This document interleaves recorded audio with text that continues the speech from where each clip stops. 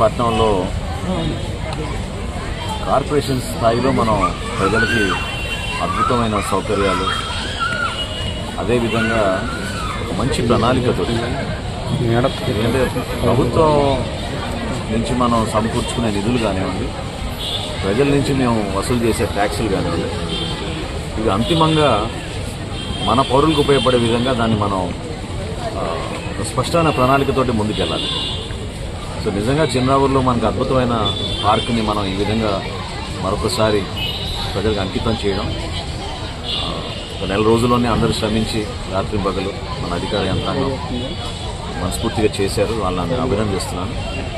పురపాలక సంఘం నుంచి తప్పకుండా చైర్పర్సన్ గారి ఆధ్వర్యంలో, కౌన్సిలర్ గారి ఆధ్వర్యంలో ఈ పార్క్ని మనం జాగ్రత్తగా మెయింటైన్ చేసుకుని, జనాల్లో మన బిడ్డలు పాపం ఎంతోమంది పిల్లలు ఆడుకోవాలనే తపనతోటి అవకాశాలు లేకుండా గత 5 సంవత్సరాల నుంచి నిర్లక్ష్యానికి గురైంది ఈ పార్క్.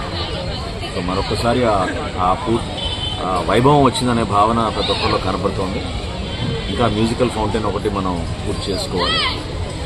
రాబోయే రోజుల్లో కూడా తప్పకుండా పార్క్ మెయింటెనెన్స్ విషయంలో కానివ్వండి, ఒక పచ్చదనం, ప్రశాంతమైన వాతావరణం, అదేవిధంగా సీనియర్ సిటిజన్స్కి కూడా ఎవరైతే పాపం రెగ్యులర్గా ఇక్కడ వచ్చి కొన్ని కాలక్షేపం, కొంతవరకు వాళ్ళు వ్యాయామం కోసం ఏర్పాటు చేసిన జిమ్ కానివ్వండి, వాకింగ్ ట్రాక్ కానివ్వండి, ఇవన్నీ కూడా ప్రజలకి మెరుగైన ఆరోగ్యం ఉండే విధంగా మన ప్రాంతాన్ని మనం అభివృద్ధి చేసుకుంటే ఆలోచనతో మనం ముందుకెళ్తున్నప్పుడు అందరూ కూడా సహకరించాలి.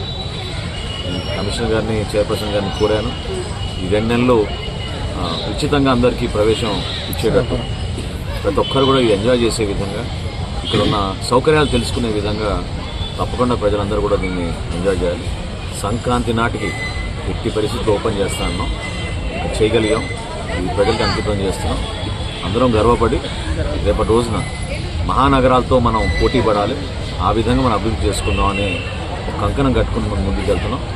మన రోడ్లు విస్తరణ కానివ్వండి, మన డ్రైన్స్ కానివ్వండి, స్టామ్ వాటర్ డ్రైన్స్ కానివ్వండి, జనాల్లో వీధి దీపాలు కానివ్వండి, మెరుగైన వైద్యశాల కానివ్వండి, వీటన్నిటిని కూడా రాబోయే రోజుల్లో చక్కటి ప్రణాళికతోటి ముందుకు తీసుకెళ్తామని సహకరించిన ప్రతి ఒక్కరికి మనస్ఫూర్తిగా నేను అభినందిస్తున్నాను.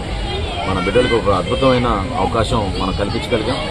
కలిసి ఈ విధంగానే ముందుకు తీసుకెళ్దామని ఈ సందర్భంగా కోరుకుంటున్నాను.